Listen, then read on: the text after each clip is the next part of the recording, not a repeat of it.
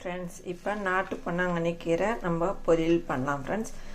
இது இந்த மாதிரி கிள்ளிட்டு நல்லா அலசி எடுத்துக்கோங்க.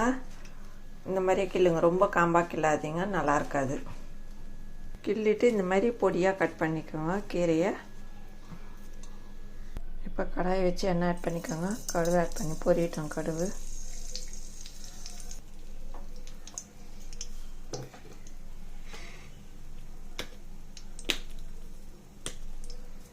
பெருங்காயம் ஆட் பண்ணிக்கோங்க. கடுகு பொரிஞ்சதும் உளுத்தம் பருப்பு ஆட் பண்ணிக்கோங்க.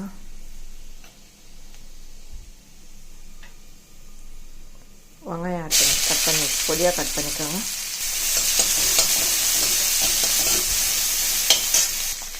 பூண்டு ஆட் பண்ணிக்கோங்க.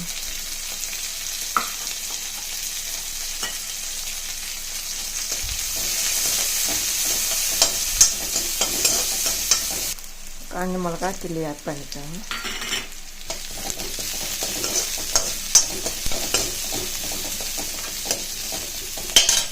சால்ட் ஆட் பண்ணி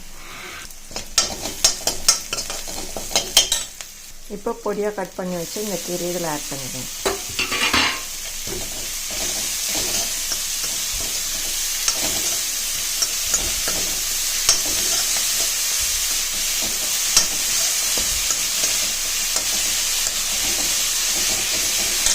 இது வேகத்துக்கு லைட்டாக தண்ணி ஆட் பண்ணிக்கோங்க, ரொம்ப வேணும். இது கண்ணுக்கு ரொம்ப நல்லது ஃப்ரெண்ட்ஸ். இந்த நாட்டு பொன்னாங்கண்ணி கீரை கண் பார்வைக்கு ரொம்ப நல்லது. இதை அடிக்கடிக்கு செய்யணும், பசங்களுக்கெல்லாம் செஞ்சு கொடுங்க.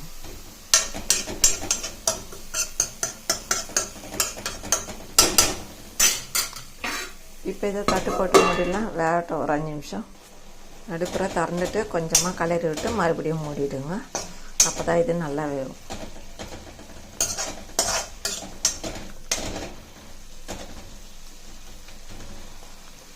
இந்த பொன்னாங்கண்ணி கீரையில் தேங்காய் வர ஆட் பண்ணிக்கோங்க, அப்போ தான் நல்லா டேஸ்ட்டாக இருக்கும்.